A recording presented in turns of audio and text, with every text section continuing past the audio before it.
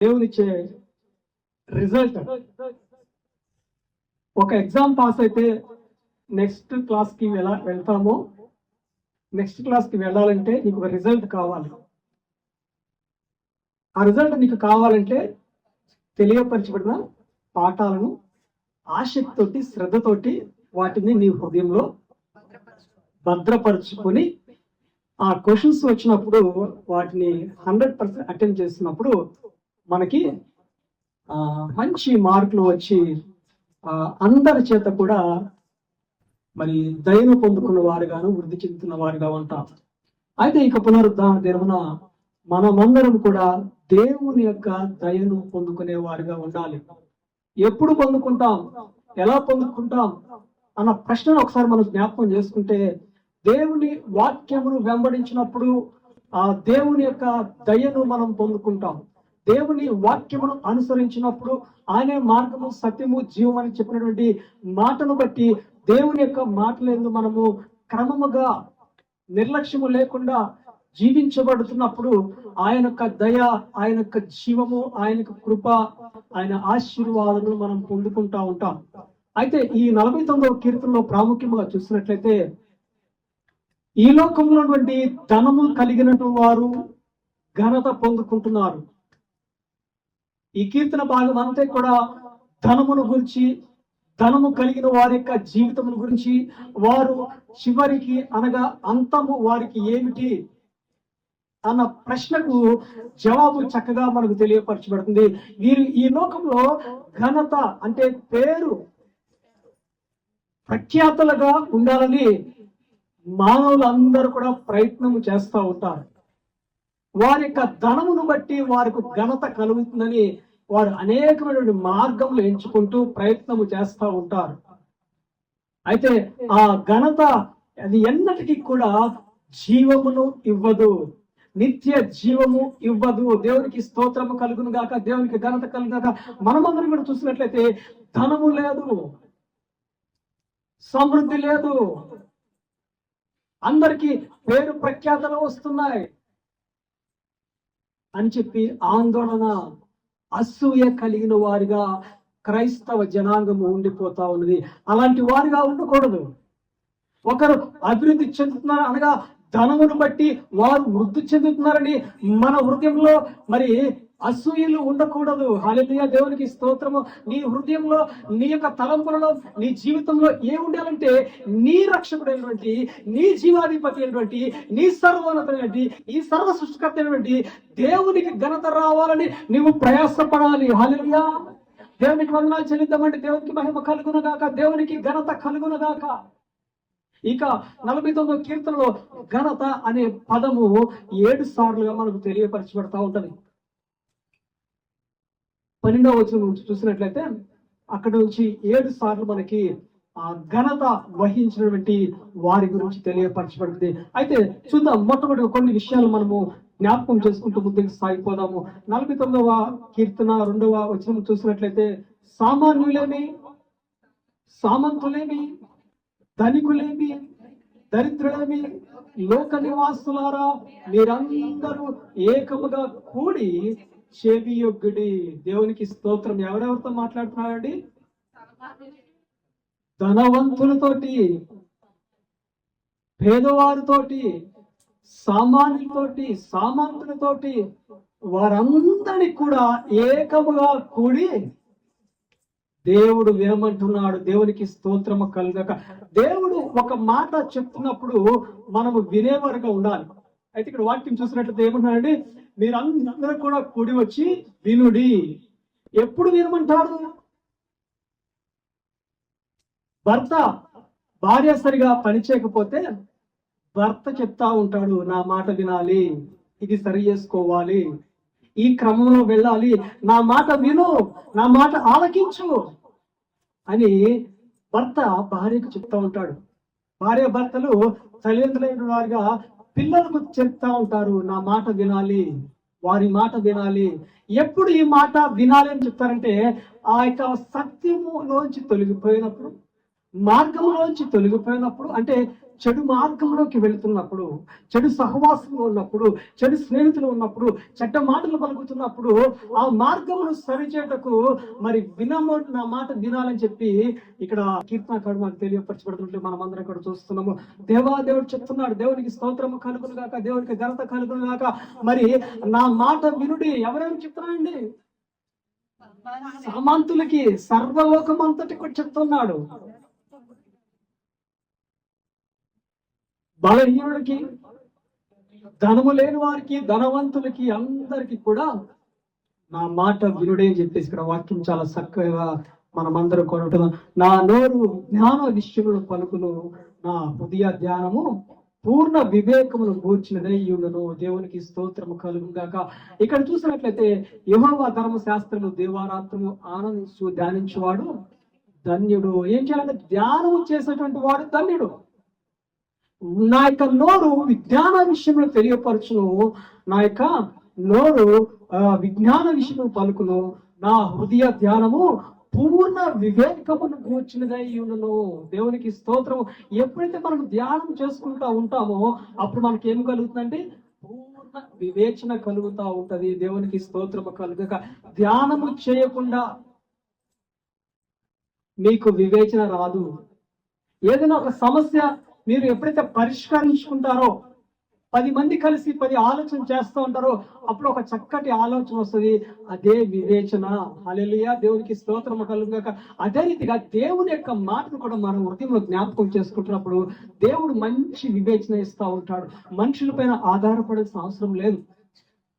హల్లెలూయా, హల్లెలూయా, హల్లెలూయా, హల్లెలూయా, హల్లెలూయా. ఎక్కడ నివసిస్తున్నాం మనం అందరం కూడా? దేవుని యొక్క ఆలయంలో, దేవుని సన్నిధిలో. దేవుడు నీకు దొరకటము ఒక వరము. దేవుడు పనివాడు దొరకటము నీకు ఒక వరము. దేవుని పనివాడు లేకపోతే మీరెవరు కూడా జ్ఞాన వివేచనలోకి, ఆశీర్వాదాలకి మీరు వెళ్ళలేరు. హల్లెలూయా. కాబట్టి దైవజనుడు తెలియపరచబడుతున్నప్పుడు మీరు చాలా శ్రద్ధగా, ఆసక్తిగా దేవుని మాటను అనుసరించుటకు ప్రయత్నము కలిగినటువంటి సమయాన్ని సద్వినియోగం చేసుకోవాలి. హల్లెలూయా, దేవునికి స్తోత్రము కలుగుగాక. ఆయన నోటి మాటలు జ్ఞానమును తెలియపరచును. ఆయన యొక్క మాటలు మన హృదయంలో ధ్యానం చేసుకున్నప్పుడు మనకు వివేచన కలుగుతా ఉంటుంది. దేవునికి స్తోత్రం కలుగుగాక. 5వ వచనం చూద్దామండి. నా కొరకు పొంచువారి దోష కృత్యములను చుట్టుకొనినప్పుడు ఆపత్కాలములలో నేను ఎలా భయపడవలెను? ఏమంటున్నారండి? నా కొరకు పొంచువారి దోష కృత్యములు నన్ను చుట్టుకొనినప్పుడు ఆపత్కాలములలో నేను ఎలా భయపడవలను? నేను ఎందుకు భయపడాలి? నేను ఎందుకు అధైర్యముగా ఉండాలి? ఎందుకు కన్నీరు కార్చాలి? ఎందుకు దుఃఖంలో ఉండాలి? ఎందుకు వేదనలో ఉండాలి? ఎందుకంటే ఈ లోకాన్ని జయించిన వాడు నాలో ఉన్నవాడు. హల్లెలూయా. మనలో ఉన్నవాడు ఎవరండి? ఈ లోకాన్ని జయించినటువంటి వాడు. దేవునికి స్తోత్రము కలుగుగాక. మనము భయపడనే వద్దు. దేవునికి స్తోత్రం. భయపడనే వద్దు, దిగులు పడనే వద్దు.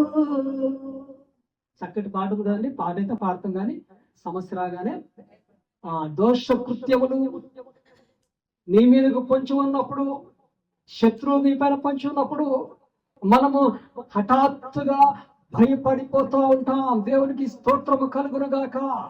దేవునికి ఘనత కలుగునుగాక. ఎందుకంటే రక్షకుడు మనలో ఉదయించెను. ఆయన వెలుగులో మనము ప్రకాశించబడుతూ ఉన్నాం. చీకటి అంధకారం లాంటి పాపపు జీవితంలో యేసుక్రీస్తు కలువరి శిలువలో తీసివేసి ఉన్నాడు. భయపడవద్దు. ధనవంతుడు ఎంత ఘనత సంపాదించినా వాడికి నిత్య జీవము లేకపోతే, రక్షణ లేకపోతే, మారు మనసు లేకపోతే, యేసుని రక్షకుడిగా అంగీకరించకపోతే వాడు బ్రతుకు వృధానే. హల్లెలూయా. నీకేముంది?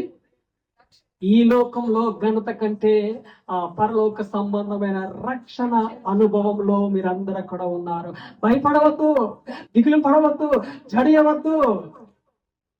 ప్రాణమునకు మించినది విశ్వాసము. దేవునికి వందనాలు చెల్లిద్దాం. హల్లెలూయా. ప్రాణమునకు మించినది విశ్వాసము. ప్రాణము కంటే గొప్పది విశ్వాసము. విశ్వాసము వెంబడి నిరీక్షణ నిత్యము కూడా కొనసాగించబడుతూనే ఉండాలి. ఇక్కడ చాలా మంది నిరీక్షణ లేని వారుగా ఉన్నారనుకుంటున్నారేమో. మీరందరూ కూడా విశ్వాసముతో కలిగిన నిరీక్షణతో జీవించబడుతున్న వారిగా ఉన్నారు. దేవునికి స్తోత్రము కలుగునుగా. నిరీక్షణ లేకపోతే, విశ్వాసం లేకపోతే ఏ బస్సు ప్రమాదంలోనో, రైలు ప్రమాదంలోనో, ఆత్మహత్యలతోనో చనిపోయి ఉండేవారు. దేవునికి స్తోత్రము. నువ్వు సజీవుడిగా ఉండడము దేవునికి ఘనత. నేను బ్రతికి ఉండడము దేవునికి ఘనత. ఎందుకంటే ఆయన సన్నిధిలో మనమందరం కూడా ఆయన కృప చేత జీవించబడుతున్నాం. కాబట్టి ఆయనకు ఘనత కలుగునట్లుగా మన ప్రవర్తన, పరివర్తన, పరిశుద్ధత, యథార్థత, నమ్మకముగా దేవుని ఎదుట కనపరిచే వారుగా ఉండాలి. భయపడేవారు నిత్య నరకాగ్నిలోకి వెళ్తారు. ఎవరండి? ఎవరు నరకంలోకి వెళ్తారంట? భయపడేవారు, సిగ్గుపడేవారు, త్రాగుబోతులు, ఇంకా పెరిగివారు, వేషధారులు, వ్యభిచారికులు, విగ్రహారాధికులు కూడా కదండి. దేవునికి స్తోత్రము. ఆర్సీ వారు ఏం చేస్తారు? రోమన్ క్యాథలిక్ వాళ్ళు ఏం చేస్తారు? సాంబ్రాణి అంటిస్తారు, కొబ్బరికాయ కొడతారు, అరటి పళ్ళు పెడతారు, క్యాండిల్స్ పెడతారు. దేవుడు మాకేం సెలవిస్తుంది? నన్ను ఆరాధించేవారు ఆత్మతోనూ సత్యముతోనూ ఆరాధించాలని చెప్పి దేవుని యొక్క వాక్యం సెలవిస్తున్న. దేవునికి స్తోత్రము కలుగును గాక. దేవునికి ఘనత కలుగాక. ఆకాశము పైన కానీ, ఆకాశం క్రిందే కానీ, జలంలో కానీ ఏ ప్రతి రూపమునకైనను నీవు మొక్కకూడదు. దేవునికి స్తోత్రం. మనమందరం కూడా మనుషుల్ని ఆశ్రయిస్తాం కదండి. మనుషులు కాకపోతే అధికారులను ఆశ్రయిస్తాం, అధికారులతో కాకపోతే మంత్రులను ఆశ్రయిస్తాం, వాళ్ళంతా కాకపోతే బంధుమిత్రులని ఆశ్రయిస్తూ ఉంటాం. కానీ ఈ రోజున నీవు మొట్టమొదటిగా ఆశ్రయించవలసింది దేవుని యొక్క పరిశుద్ధమైన పాదాల చెంతకు నువ్వు వచ్చినప్పుడు ఆయన నిన్ను ఆదుకుంటాడు. నువ్వు ప్రశ్నించే ప్రతి ఒక్క ఆ ప్రార్థనకు జవాబును దేవుడు అనుగ్రహిస్తూ ఉంటాడు. హల్లెలూయా, హల్లెలూయా. దేవునికి స్తోత్రం. ఇక్కడ ఎంతమందికి ఉత్తరాలు తెలుసండి? ఉత్తరాలు అంటే తెలుసా? ఉత్తరాలు తెలియని వాడు ఎవరున్నారు?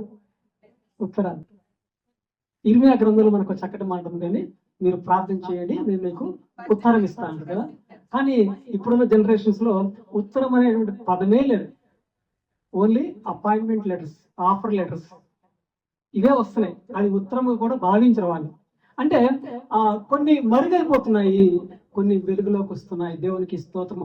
ఆయా కాలానికి దేవుడు ఏమి తెలియపరచలో అవి ఆ కాలంలో ఉన్న వారికి దేవుడు తెలియపరుస్తూ ఉంటాడు. దేవునికి స్తోత్రము.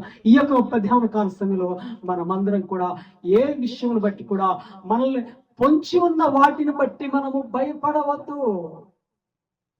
ఒకసారి యెషయా గ్రంథము 51వ అధ్యాయం 12వ వచనం చదువుదామని ఒకసారి.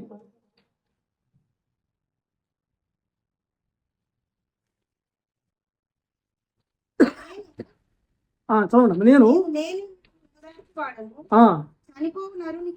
చనిపో నరునికి తృణమాత్రుడగు నరునికి ఎందుకు భయపడదు? దేవునికి స్తోత్రం కలుగుగాక. ఏమని అన్నాడు? నేనే మిమ్మల్ని ఓదార్చువాడను. మనల్ని ఓదార్చేది ఎవరండి? ఈ లోకంలో కన్న తల్లి ఓదారుస్తుందేమో, కన్న తండ్రి ఓదారుస్తాడేమో, కన్నా మరి తోటి వారు ఓదారుస్తారేమో అని. ఆ ఓదార్పు గల కారణం ఎవరండి? దేవునికి స్తోత్రం కలుగును. అందుకనే నీ తల్లిదండ్రుల్ని సన్మానించాలి. దేవునికి స్తోత్రం. చాలా మంది తల్లిదండ్రుల యొక్క జీవితాలు చూసినప్పుడు వారి జీవితం అంతా కూడా కన్నీరే. భర్త ఒకవైపు హింసిస్తుంటే బిడ్డలు మరోవైపు త్రోవ తప్పి దారి తప్పి చెడిపోతున్న వారిగా ఉండిపోతున్నారు. కన్న తల్లికి సుఖం లేదు, నిద్ర లేదు, బలము లేదు, బలహీనురాలుగా ఒంటరిగా పోరాడుతున్న ఎంతో మంది తల్లులు ఉన్నారు. హల్లెలూయా. ఓదార్చువాడు ఆయనే. నీకు ఎవరు ఉన్నా లేకపోయినా, నీకు బహు బలము కలిగిన వాడిగా ఉన్నా, బహుధనము కలిగిన వాడిగా ఉన్నా, ఆయనే నిన్ను ఓదారుస్తూ ఉంటాడు. ఈ రోజులో చాలా మందికి ధనము ఉంటుంది, ఆస్తులు ఉంటున్నాయి, విద్య ఉంటుంది, చదువు ఉంటుంది, ఉద్యోగం ఉంటుంది, ఆరోగ్యం అన్నీ ఉంటాయి. కానీ ఒక లోపం ఉంటుంది. ఆ లోపము ఎవ్వరు కూడా తీర్చలేని సమస్యగా ఉండిపోతా ఉంది.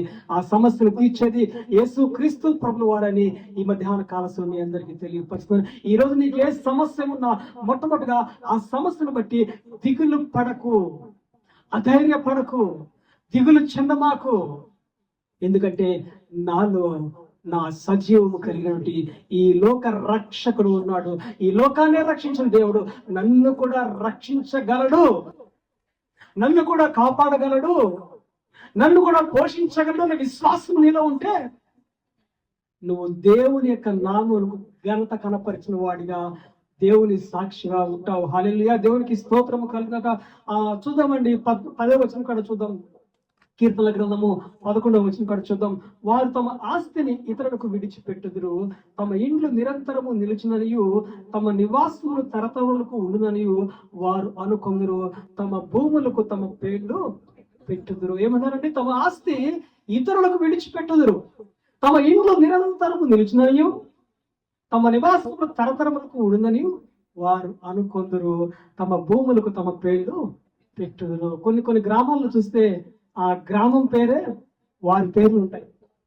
తరతరాలకి మా పేరే, మా వంశం పేరే ఉండాలని వారు అనుకుంటా ఉంటారు. హల్లెలూయా. హల్లెలూయా. దేవునికి స్తోత్రం కలుగుగాక. ఒక చిన్న ఉదాహరణ చెప్తాను మీ అందరికీ కూడా. రామోజీ ఫిల్మ్ సిటీ ఎంతమంది తెలుసా? అనేకమైన దశాబ్దాలుగా మరి సంవత్సరములుగా రామోజీ యొక్క అండర్లో ఉండేది. కానీ ఇప్పుడు అది ఇతరుల చేతిలోకి వెళ్ళిపోతా ఉంది. దేవునికి స్తోత్రము కలుగుగాక, దేవునికి ఘనత కలుగాక. ఏది కూడా శాశ్వతము కాదు, యేసు క్రీస్తుయే శాశ్వతము. హల్లెలూయా. దేవునికి స్తోత్రము కలుగాక. వారి తరతరములకు నిలబడినట్లుగా వారి భూములకు పేర్లు పెట్టుకుంటారట. మీరు ఒక బండి కొంటే మీ బండికి ఎవరి పేరు మీద ఉంటుందండి? ఇది నాది. ఇల్లు కట్టుకుంటే రిజిస్ట్రేషన్ చేయించుకుంటారు, ఇది నా ఇల్లు. ఇట్లా ఆస్తులతోటి, మరి అనేకమైన అంతస్తులతోటి, ఫామ్ హౌసెస్ తోటి వారు నిర్మించుకుని వారు ఘనత పొందుకున్న వారుగా ఉంటారు. దేవునికి స్తోత్రము. అవి తరతరములు ఉండదని వారు అనుకుందరు, తమ భూములకి తమ పేర్లు పెట్టుదురు. ఘనత వహించిన వాడైనను మనుషుడు నిలవజాలడు. వాడు ఘనత సంపాదించుకున్నప్పటికి కూడా, ఘనత సంపాదించలేకపోయినప్పటికి కూడా మనుష్యుడు నిలవజాలడు. మనిషికి మరణము తథ్యము. హల్లెలూయా. హల్లెలూయా. మనిషికి మరణము తథ్యమే. వాడికి ఘనత వచ్చినా రాకపోయినా, ధనము ఉన్నా లేకపోయినా, భార్య ఉన్నా లేకున్నా, భర్త ఉన్నా లేకున్నా, ఆహారం ఉన్నా లేకున్నా, వాడు పేదవాడైనా ధనికుడైనా సామంతుడైనా ఎవరైనా సరే ఈ మనుషుడు నిలవజాలడు. హల్లెలూయా. ఘనత వహించిన వాడైనను మనుషుడు నిలవజాలడు. వాడు నశించు మృగములను పోలిన వాడు. ఎవరంట? ఈ లోకంలో ఘనత కోసము, అధికారము కోసము ఎవరైతే ప్రయాస పడుతున్నారో, నాకు ఘనత రావాలి, నా కుమారుడికి ఘనత రావాలి, నా ప్రాంత ప్రజలకు ఘనత రావాలి. స్పోర్ట్స్ లో మనం అందరం కూడా చూస్తుంటాం కదండి, క్రీడలలో మనం అందరం కూడా చూస్తాం. ఫర్ ఎగ్జాంపుల్, ఎక్కడికో బయటకు వెళ్లాల్సిన అవసరం లేదు. మన భారతదేశం విజయం పొందుకుంది అనుకోండి, ఏమంటాం మనం అందరం కూడా? భారతదేశానికి ఘనత వచ్చిందనుకున్నాం. అలాంటిది కూడా మన యొక్క విశ్వాస యాత్రలో ఉండకూడదు. హల్లెలూయా. అది ఎంత ఘనత సాధించినప్పటికి కూడా భారతదేశంలో సంపూర్ణ రక్షణ లేకపోతే వాడు మృగముతోటి సమానులే. దేవునికి స్తోత్రం కలుగుగాక. ఎలాంటి జన్మలు ఉన్నాయంట? ఒకసారి కుక్కగా జన్మిస్తే, ఒకసారి పందిగా జన్మిస్తే, ఒకసారి ఒంటిగా జన్మిస్తే, ఇంకోసారి నక్కగా జన్మిస్తే, ఇంకొకసారి మనిషిగా జీవిస్తేనేటువంటి దానిలో మరి సత్యమే కదండి. ఒక్కొక్క తరంలో ఒక్కొక్క రకంగా పుడతా ఉంటారు. ఏ తరంలో ఉన్నా సరే, ఏ కాలంలో ఉన్నా సరే, యేసు క్రీస్తుని అంగీకరించకపోతే వాడు నాశనంలోకి వెళ్ళిపోతా ఉంటాడు, నరకాగ్నిలోకి వెళ్ళిపోతా ఉంటాడు.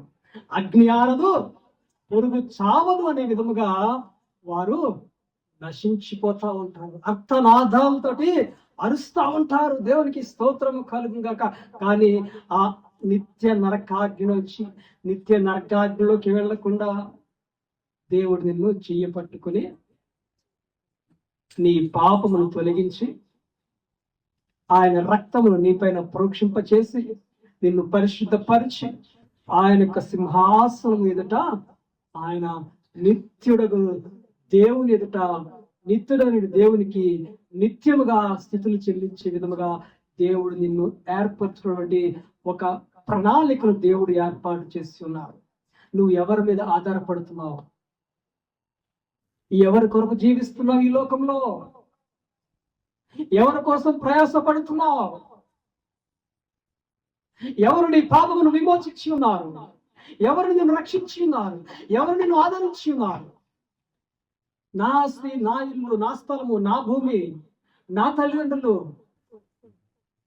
అని నువ్వు అనుకుంటున్నావే, ఇవన్నీ లోకంలో నీకు ఎన్ని ఉన్నా పరలోకంలో సున్నానే దొరుకుతుంది. కాబట్టి అందుకని యేసుక్రీస్తు ప్రభువు వారు ఏమంటారంట, మొట్టమొదటిగా నా నీతిని, నా రాజ్యమును వెదకుడి అని చెప్పేసి దేవుని యొక్క వాక్యం సెలవిస్తా ఉన్నది. దేవునికి స్తోత్రము. మనము మనుషులను ఆశ్రయిస్తుంటాం. మనుషులు ఆశ్రయించినప్పుడు వాడు మంచివాడైనా సరే చెడ్డవాడైనా సరే ఈ లోకపు ఆ ఆలోచన ఏం చేస్తుంటే నిన్ను స్వార్థపరుడుగా చేసే విధముగా వాడిని ప్రేరేపిస్తూ ఉంటది. వాడికి స్వార్థం వస్తూ ఉంటది. వీరిని ఏ విధముగా మనం లోపరుచుకోవాలి, ఏ విధముగా అవకాశం ఉపయోగించుకోవాలి, వీరిని ఏ విషయంలో ఇరికించాలి అనే తలంపులు అధికారులకు రావచ్చు, సమాజంలో ఉన్న వారికి కావచ్చు. కాబట్టి లోకంలో ఉన్న వారికి మనము తల వంచకూడదు, వారికి భయపడకూడదు. తృణమాత్రముడు నరుడికి నువ్వేలా భయపడతావు? వాడు మరణించే మానవునికి నువ్వేలా భయపడతా ఉంటావు? వాడికి నిత్యమైన మరణం ఉన్నది. నీకు నిత్య జీవమును కలిగినప్పుడు కూడా ఈ లోకమును బట్టి నువ్వు ఆశిస్తున్నావంటే, ఈ లోకమును బట్టి దుఃఖపడుతున్నావంటే, ఈ లోకమును బట్టి వెంబడిస్తున్నావంటే నువ్వు పరలోకపు వైపు చూడటం లేదు, దేవుని వైపు చూడటం లేదు, దేవుని జీవమును పొందుకొనటం లేదు. ఈ లోక ఆశను ఎప్పుడైతే విడిచిపెడుతుంటావో నువ్వు దేవుని వైపు చూస్తుంటావు. ఈ లోక మనుషులపైన ఎప్పుడైతే ఆధారపడుతుంటావో దేవునికి దూరముగా ఉంటావు. నీవు ఆ చిక్కుబడిన వలలోకి అతి సమీపంగా ఆ జిగటగా ఊబిలోకి వెళ్ళిపోయి దగ్గరగా ఉన్నటువంటి విషయాన్ని పరిశుద్ధాత్మ దేవుడు తెలియపరుస్తున్నాడు. మొట్టమొదటిగా మన హృదయంలో ఏముండాలండి?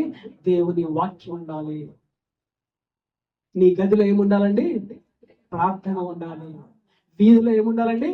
నీ సాక్ష్యం ఉండాలి. దేవునికి స్తోత్రము. నువ్వు నడుచుకుంటే వెళ్తుంటే నువ్వు ఒక సాక్షిగా కనపడాలి. నువ్వు మందిరంలో ఉంటే, నువ్వు ఇక నీ గదిలో ఉంటే, నీ గృహంలో ఉంటే ప్రార్థనలో ఉండాలి. నీ హృదయం ఉన్న దేవుని మాట జీవపు ఊటగా నిరంతరము కూడా పొంగి పొరులుతున్న విధముగా ఉండాలి. ఒక వాక్యం ధ్యానం చేసుకుంటే ఇంకొక వాక్యం రావాలి, ఇంకొక వాక్యం ధ్యానం చేసుకుంటే ఇంకొక వాక్యం రావాలి, ఇంకొక వాక్యం ధ్యానం చేసుకుంటే ఇంకొక వాక్యం రావాలి, ఇంకొక వాక్యం ధ్యానం చేసుకుంటే ఇంకొక వాక్యం వచ్చినప్పుడు పరిశుద్ధ ఆత్మదేవుడు ఆయన దర్శించి నీకు ప్రత్యేకముగా మాట్లాడి నిన్ను ఇంకా ముందుకు నడిపిస్తా ఉంటాడు. దేవునికి స్తోత్రము కలుగును గాక. హల్లెలూయా, హల్లెలూయా. వారు తమ ఆస్తిని ఇతరులకు విడిచిపెట్టుదురు, తమ ఇల్లు నిరంతరము నిలిచిన తమ నివాసము తరతరములకు ఉండునని వారు అనుకొందురు, తమ భూములకు తమ పేర్లు పెట్టుదురు. 14 చూద్దాం.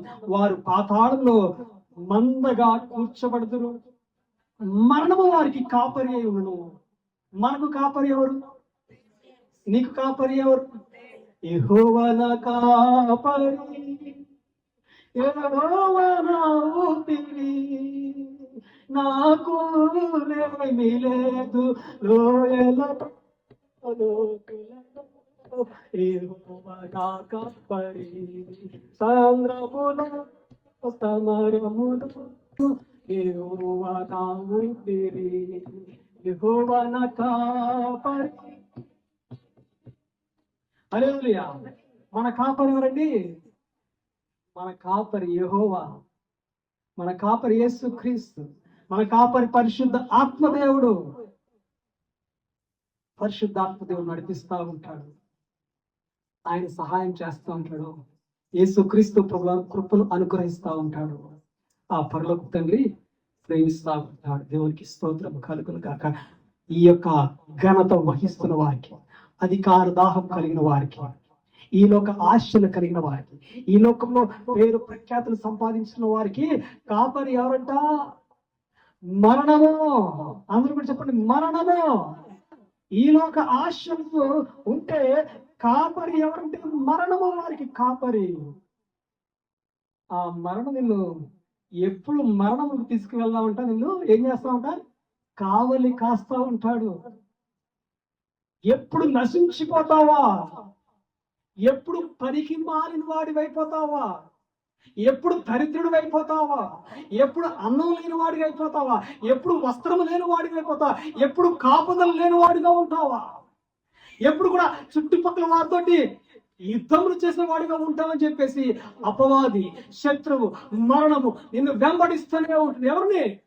ఈ లోకంలో ఆశ కలిగిన వాడిని. నేను ఇంకా జీవించాలి, నేను ఇంకా బ్రతకాలి, ఇంకా సంపాదించాలి, అది కొనాలి. నెక్స్ట్ ఇయర్ ప్లానింగ్ చేస్తున్నా అక్కడ ఇల్లు కొందామని, నెక్స్ట్ ఇయర్ ప్లానింగ్ చేస్తున్నా ఒక కారు కొందామని, నెక్స్ట్ ఇయర్ ప్లానింగ్ చేస్తున్నా మా పిల్లవాడిని చెన్నైలో చదివిద్దామని, నెక్స్ట్ ఇయర్ ప్లాన్ చేస్తున్నా వేరే కంట్రీకి మా పిల్లలను పంపించాలి అని. ఏం ప్లానింగ్ చేస్తున్నారంట? తర్వాత సంవత్సరం కొరకు వారు ఏమి చేయాలో ప్లానింగ్ చేస్తారు. కానీ ఈ రోజున నీ యొక్క భవిష్యత్తు నిత్యమైనటువంటి మార్గంలోకి వెళ్ళబోతుందా? వెళుతున్నటువంటి ప్లానింగ్ లో అనేక మంది వారు లేరు. హల్లెలూయా. దేవునికి స్తోత్రము కలుగుగాక, దేవునికి ఘనత కలుగుగాక. దేవుడు నన్ను ఎప్పుడు కూడా ఆశీర్వదిస్తాడో, ఎప్పుడు ఆశీర్వదిస్తాడో.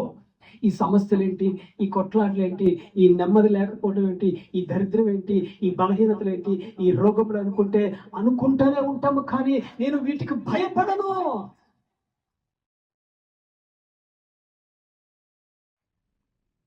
లోకంలో ఉన్నవాడి కంటే నాలో ఉన్నవాడు గొప్పవాడు అని నువ్వు ధైర్యంగా నిలబడలేకపోతున్నావు. ఇక మధ్యాహ్న కాల సమయంలో ఈరోజు నువ్వు ధైర్యంగా నిలబడాలి. ఈరోజు నువ్వు ధైర్యముగా నిలబడాలి. ఏ మనుషుని బట్టి నువ్వు భయపడాల్సిన అవసరం లేదు. వాడికి కూడా చనిపోవలసిందే, వాడికి నిత్యరాజ్యం ఉందో లేదు. కానీ యేసును నమ్ముకున్నట్టు నీకు నిత్య జీవమున్నది. ఆ నిత్య జీవములకు వెళ్ళటకు ఆటంకముగా నువ్వుగా మార్చుకొనుకోకూడదు నీ తలంపులు, నీ విశ్వాసం యాత్ర. హల్లెలూయా, హల్లెలూయా. దేవునికి స్తోత్రము కలుగుగాక. ఇక్కడ 15వ వచనం చూసినట్లయితే ఏమన్నా అంటే, దేవుడు నన్ను చేర్చుకొనును, పాతాళ బలములో నుండి ఆయన నా ప్రాణమును విమోచించును. దేవునికి స్తోత్రము. దేవుడు ఏం చేస్తానంట? నన్ను చేర్చుకొనును. నేను దేనికి భయపడను, దేవునికి మాత్రమే భయపడతాను, వణుకుతాను, ప్రేమిస్తాను, ఆయనతో నడవగలను అని నీలో నీ విశ్వాసమును బలపరుచుకోవాలి. ఎప్పుడైతే బలపరుచుకుంటావో దేవుడు అతి సమీపంగా నీలో ఉన్నటువంటి దేవుడే నీకు నూతన క్రియలు ఆయన జరిగింపచేస్తూ ఉంటాడు. హల్లెలూయా. లేకపోతే గనక నీలో భయము వెంటాడుతూనే ఉంటది, ఆందోళన వెంటాడుతూ ఉంటది, కలవరము వెంటాడుతూనే ఉంటది, కన్నీరు వస్తానే ఉంటది, దుఃఖము వస్తూ ఉంటది.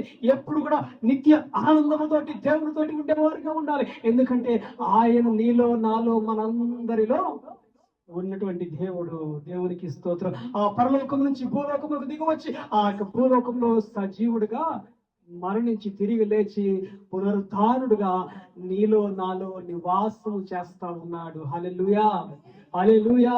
ఆ సర్వాధికారికి వందనాలు చెల్లిద్దాం. హల్లెలూయా, హల్లెలూయా, హల్లెలూయా. దేవునికి మహిమ కలుగా. నా పాప విమోచకుడికి మహిమ కలుగును గాక, నా పాప విమోచకుడికి ఘనత కలుగును గాక, నా దేవునికి ప్రభావం కలుగును గాక. సర్వ జనులారా, ధనవంతులేమి పేదవారేమి ప్రతి ఒక్కరూ కూడా నా మాట వినుడి. నా విజ్ఞాన విషయంలో నా యొక్క హృదయమందు, మీ యొక్క హృదయమందు మీ యొక్క మాటలను అనగా దేవుని మాటలను వివేచన కలుగు చేయనట్లుగా వినుడి. మీరంతా కూడా ఈ లోకమంతా కూడా ఏమైపోయి ఉన్నదండి? పాపముతో నిండిపోయిన విధముగా ఉన్నది. ఎక్కడ చూసినా హత్యలు, ఎక్కడ చూసినా మరణము, ఎక్కడ చూసినా సమాధానము లేదు, ఎక్కడ చూసినా దుఃఖమే. ఏదో మానవులుగా బ్రతకాలి కాబట్టి బ్రతుకుతున్నారు. సమాజంలో అనేకమైనటువంటి మరణాలు, కుటుంబాల్లో మరణాలు, ఒకరికొకరు పొంతన లేక, మతం అనే పేరుతో మరణాలు, కులం అనే పేరుతో మరణాలు, వివాహ వ్యవస్థలో మరణాలు, చదువుల వ్యవస్థలో మరణాలు, అనేకమైనటువంటి ఆ పారిశ్రామిక రంగాల్లో మరణాలు. ఒకరిపైన ఒకరు ఘనత కావాలని వ్యత్యాసము కనపరిచేవారిగా క్రైస్తవుడు ఉండకూడదు. క్రైస్తవుడు అనగా ఎవరినైతే క్రీస్తువుని నివసిస్తున్నాడో వాడు క్రైస్తవుడు. హల్లెలూయా, దేవునికి స్తోత్రము కలుగక. 17వ వచనం చూద్దండి. వాడు చనిపోయినప్పుడు ఏమీ కొనుకోడు, వాని ఘనత దాని వెంట దిగదు. దేవునికి స్తోత్రము. వాని వెంట ఏమి రాదంటండి? ఘనత రాదు, పేరు ప్రఖ్యాతులు రావు.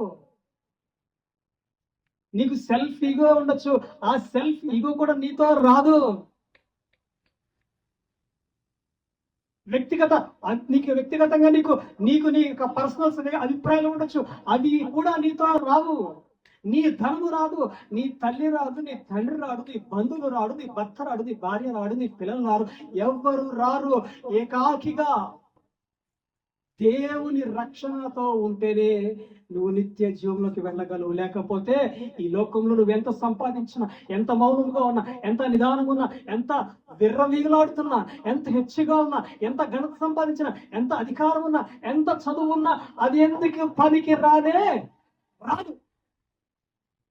దేవునికి స్తోత్రము కలుగుగాక, దేవునికి మహిమ కలుగుగాక. 20 వచనం చూద్దాం. ఘనత నుండి ఉండి బుద్ధిహీనులైన వారు నశించు జంతువులను పోలి ఉన్నారు. దేవునికి స్తోత్రం. ఎలా ఉంటుంది? ఘనత నుండి ఉండి బుద్ధిహీనులైన వారు నశించు జంతువులను పోలి ఉన్నారు. ఇక్కడ బుద్ధిహీనులు అంటే తెలివి తక్కువ కాదండి, చాలా తెలివైన వాళ్ళు. ఎక్కడ? ఈ లోకంలో తెలివైన వాళ్ళు. ఆత్మానుసారంగా రక్షణ అనుభవం లేని వారు బుద్ధిహీనులు. దేవుని పరిశుద్ధమైన రక్తము చేత ఎవరైతే కడగబడలేదో వారు బుద్ధిహీనులు. దేవుడిని యేసుక్రీస్తు ఈ యొక్క లోకంలో దేవుడు అంట అని తెలుసుకుని దాంట్లో లోతు ఎత్తు వెడల్పు తెలియకుండా ఉండటము కూడా బుద్ధిహీనతే. హల్లెలూయా. ఘనత ఉన్నా, ప్రఖ్యాత ఉన్నా, పేరు ఉన్నా, నీకు రక్షణ అనుభవము లేకపోతే నువ్వు బుద్ధిహీనుడువే. ఆ యొక్క ఘనత నిన్ను పాతాళం నుంచి విడిపించదు, నిత్య నరకాగ్ని నుంచి ఆ డబ్బు నిన్ను విడిపించదు. ఆ పేరు ప్రఖ్యాతులు, నీ బలము, నీ సమాజము, నీ రక్త సంబంధికులు ఎవరు కూడా నిన్ను విడిపించరు. కాబట్టి ప్రియ దేవుని సంఘబడినలా ఈ యొక్క మధ్యాహ్న కాల సమయంలో క్షణమాత్రముండు నరుడికి భయపడక దేవునికి భయపడి ఈ లోకంలో ఉన్న వాటిని బట్టి నువ్వు అతిశయించక, నా భర్త, నా ధనము, నా ఇల్లు, నా తల్లిదండ్రులు, నా అన్నదమ్ములు, నా చదువు అని అతిశయించక, ఈ మానవులు పెట్టే అవమానములు బట్టి, హేళనను బట్టి, ఇబ్బందులను బట్టి వారు భయపెడుతుంటే నువ్వు ఎన్నిటికీ భయపడకుండా, తొణికిపోకుండా, జారిపోకుండా నీ పాదములను, నీ మనస్సును, నీ ఆత్మను స్థిరముగా దేవుని ఎదుట ఆయన సన్నిధిలో భయము కలిగి ఉన్నప్పుడు నీవు నిత్య నివాసంలో జీవించేవారుగా ఉంటారని తెలియపరుస్తూ చెప్పబడిన కొద్ది మాటలు దేవుడు దీవించి ఆశీర్వదించును గాక. ఆమేన్.